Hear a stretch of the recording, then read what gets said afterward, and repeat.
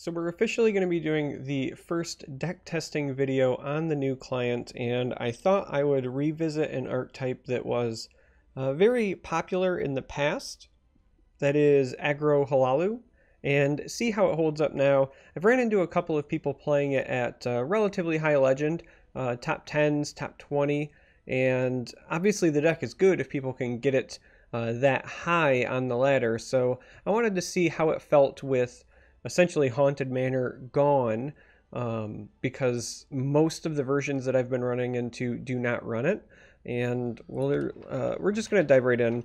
You can see the list on the screen here, hopefully, but yeah, this is a list that does not run Haunted Manor. This is essentially like Token Crusader, but with 3 colors. That's kind of the way this feels. It's kind of the way this plays. The idea is to just generate a critical mass of threats. You go wide, and then you use things like Divine Fervor, like 5th Legion Trainer, to buff your guys the same way you would if you were playing Token Crusader. The benefit of adding agility and the benefit of going with the Hlaalu version is you get to stutter, apparently. No, you do get to run cards that you would not otherwise use, like Corner Club Gambler. It's a fantastic card. And speak of the devil, we pick one up. You get Hlaalu Oathman that can generate a lot of like high roll plays, right? Where just very early on you flood the board. Yeah, so kind of a not ideal start. We did a full mulligan, came back and still found no 2-drops, and this is a deck that runs, well, we found one now, but this is a deck that runs over 22 drops, over 23 drops, and that's not unexpected there, but thankfully for us we actually have an answer here. So we can go like this, and then with our ring charge we can go ahead and Crusader's Assault as well, and we'll run over this.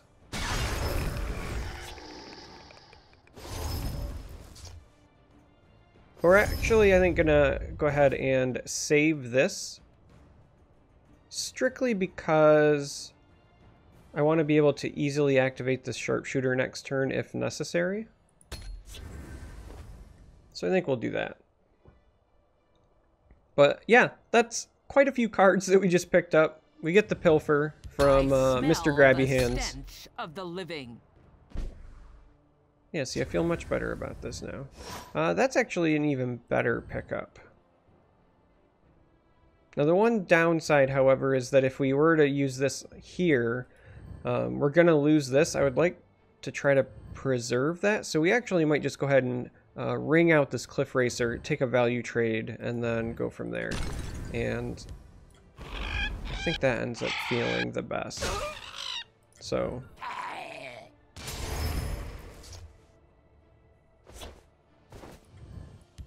and we're going to split because it appears we're playing against Ramp Scout, or at least some form of defensive Scout. I mean, we see the Camel, we see the Dark Guardian, so we do want to be aware of Drain Vitality. Also, by splitting creatures here, it sets up easy Pit Lion plays. It's another reason why I'm saving that other Nord Firebrand. It's just good utility. Alright, so the Mammoth is a bit of an interesting pickup there. I will not lie. Kind of not what I was expecting. A couple of different ways that we could do this, but I think we're just going to go ahead and draw first. And that's a pretty fantastic pickup here as well. Just tell me who to So we'll go ahead and draw again. Now, it only shows the green with the current client because it's bugged, but obviously we draw the card, so very clearly we do still get the benefit there.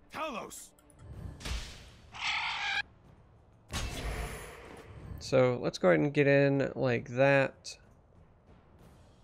Man, there's a lot of different things that we could do here, but I feel like we don't want to like risk losing this to a bat, so I think that's going to go over here, and we're going to put this over here. Again, we're splitting because of Drain Vitality. If a bat comes field lane, it's likely going to take out the 4-2, so leaving that is fine. So I think this is our best split.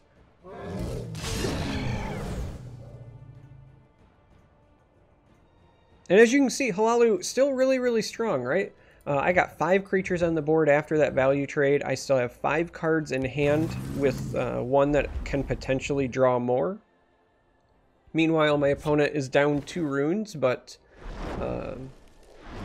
you know, relatively even in terms of cards and board presence, so... Alright, so that looks like a really, really good Oculatus target.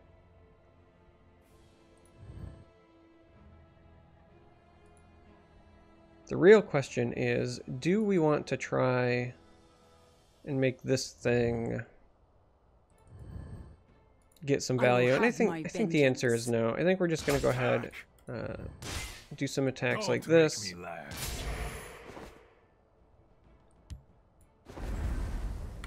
Use this. Not only does it protect our 1 health guys by giving this guard, but lets us plow through here. So we can generate an awful lot of value.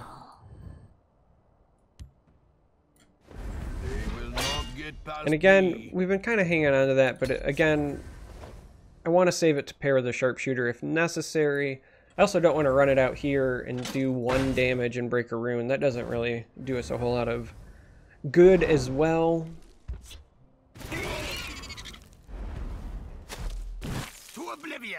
And things look safe for us because with the Cliff Racer and the Nord Firebrand, even if they had a prophecy that magically said wipe the board, and they don't, we would take home the victory there. So game 1 looking pretty good, pretty strong for Hlaalu. So we're going to go ahead and dive into another game and see how it goes from there.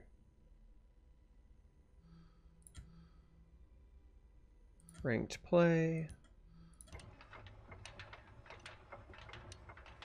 I think it'll be fun to do some deck testing videos, even on decks that I've already done them on, just to kind of see, you know, how they perform in the new client. As you can tell, not all the animations are the same. Some are shorter, some are longer.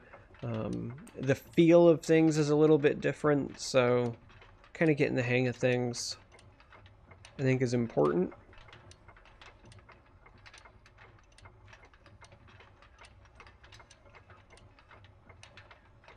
Now that was interesting. I think that's the first time I've seen that with the new client where the estimated wait time changed. Like it was lower and then it went up as we dragged on and then it went back down, obviously because we had just paired, but it's kind of a dynamic update, so that's interesting. Alright, so we have the ring again. This is a quality starting hand. We are against Assassin. Depending on the type of Assassin, they do have the potential, the capability of racing us, so we have to keep that in mind. We're going to go ahead and just ring out a Mournhold, largely because with the agent here, we can protect it. So if they do answer with a Fighters Guild recruit, which is normally like the bane of Mournhold traders early, we actually have an answer. But otherwise, we'll just generate pressure. Alright. So that's kind of good news for us because with the Harpy going over there, and we'll go ahead and split. With the Harpy going over there, that means they would need additional resources if they were trying to trade in and Firebolt this. Now, they could have had like Shadow Shift trade Firebolt, right? That could be a thing, but it meant that they didn't want to directly contest that, and that is good. So I think we'll go ahead and get this in. I think the trade is more important than breaking a rune for 1 damage. So we're just going to go ahead and do that. And I really like Withered Hand here, because if they were getting the Lightning Bolt range to take this out, that would have been no es bueno. I also really like it because it gives us enough to trigger this next turn. So we can go potentially Oathman into Divine Fervor. Though right now it's looking like it's going to be Oathman into Oculatus Agent. And this does in fact look like your Pretty traditional tempo assassin style list. So Just tell me who to stab.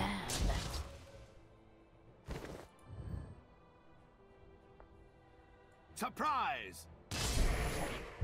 all right, so that's a bummer. I have to assume that's a lightning Just bolt. give me a but name.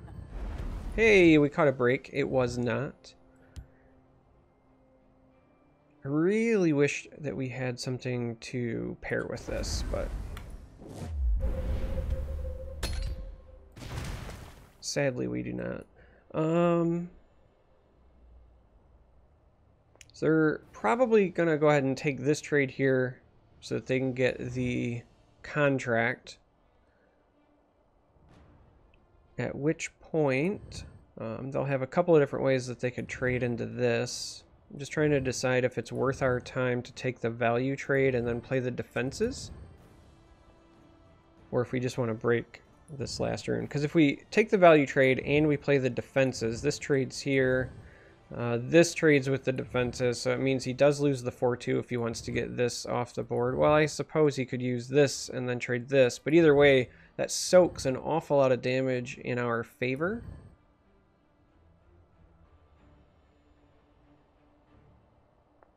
Which is pretty tempting. Because I like the rest of our hand. Relatively speaking, of course. So I think that's actually what we're going to do. We're going to go ahead and do that. We'll play the defenses. Now, obviously they could have a lot of other things that messes with our math, right? Cliff Racer, potentially a problem here. Once the Withered Hand Cultist is gone, that does open up lightning bolts and things of that nature. It's nothing personal. Alright, so By archetype. interesting they chose to save the 3-1 instead of the 4-2. I think that they were mentally planning ahead, just kind of like what we were, and we're thinking, alright, I'm going to need to attack with the 4 because it has 4 health. Not the case because we took the value trade, but hey, we will take it. I would much rather have them have the 3-1.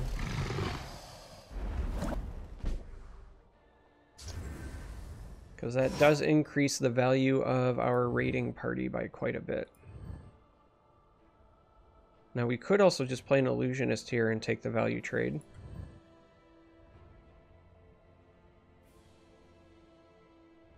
Which is looking pretty strong at the moment. Because if we end up playing a... Now the other option is we could play just a Divine Fervor,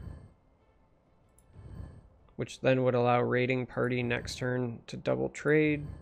So it could just be like trade, swing, try to set up raiding party for the following turns. There's actually quite a few options that we have here.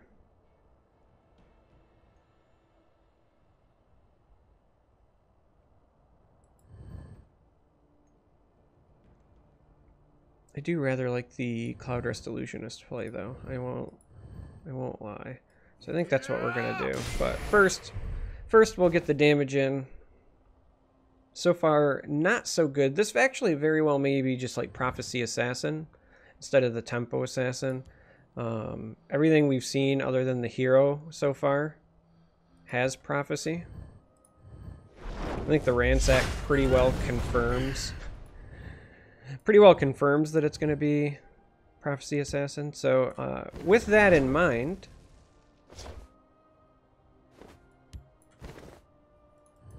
I think we're going to go ahead and do that. Now it's just a question of, do I want to play the Gambler? Like, I can pull 3 damage off the board now. Yeah, let's do that. We'll go ahead and pull this off now. I think we are going to play the Gambler. We're about to get like a ton of cards. He's playing an aggressive deck. They're going to keep hitting us in the face. At that point, that actually makes that Ash Berserker the weakest card in our hand. Because this I'll allow for trades. Man, I'm stuttering my words hard today. Divine Fervor is obviously going to get extra mileage out of this. It also means this can survive this value trade potentially. So I think all of the cards in our hand have quality utility that we want to take advantage of. Didn't see this coming, eh? Chimeric spirit of the sky, guide us. Alright, so we're going to go ahead and hit that there. Let's go ahead and get 5 in, because that doesn't break a rune, so we don't have to worry about that. Time to fight. Let's go ahead and get this trade in as well. And then, now, we've got a choice. Goblin Skulk lets us find more firebrands, which is a lot of value. Aspirant, if we pair with a sharpshooter the following turn, can trade and then start replicating, which is pretty strong. So I actually really like the aspirant play here. Like Naryu. The fervor is really important because as long as this is over here, it's now outside of lightning bolt range. But we do have to be concerned about our health a little bit. A little distraction might prove useful. Because when you're down to 12 against Assassin, they have a lot of burst. Obviously, Ransacks are in their list. You have to assume Lightning Bolt is there as well. Cliff Racers. Lord, Mother, and Wizard, I see their strategy. Time to move.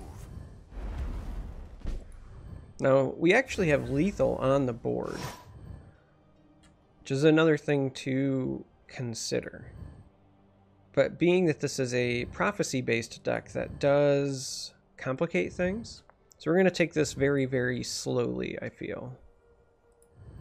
Surprise! There's prophecy number 3. It's another Mystic Dragon.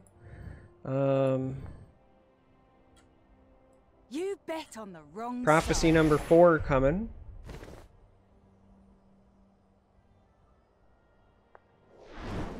Alright. So, yeah, that was pretty problematic for us overall. Strictly because they've got essentially lethal on the board. So we could clear this off, but then that leaves them with 11, and it's impossible for them not to have 1 more damage. You know, we could clear off a Mystic Dragon as well, but the unfortunate truth is that still leaves them with 10 plus like any 2 creatures, sacrificing that. So really this threatens more. That's why you would remove this.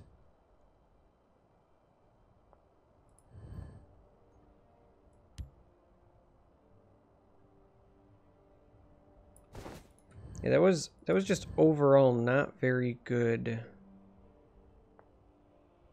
for us. I only need 1 shot.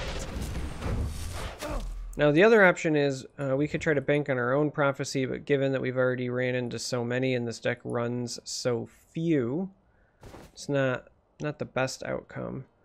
There's not a lot of difference between 1 damage and 2 damage. So trying to trade here versus trade here doesn't really help us a ton. Hardly a challenge. Though we do have a lot of other damage on the board, so I think we'll just do it just to be safe. But I think we're ultimately just dead here. Very, very winnable matchup, but 4 for 4 on prophecies. Picking up some massive bodies. Sadly, not going to get it done.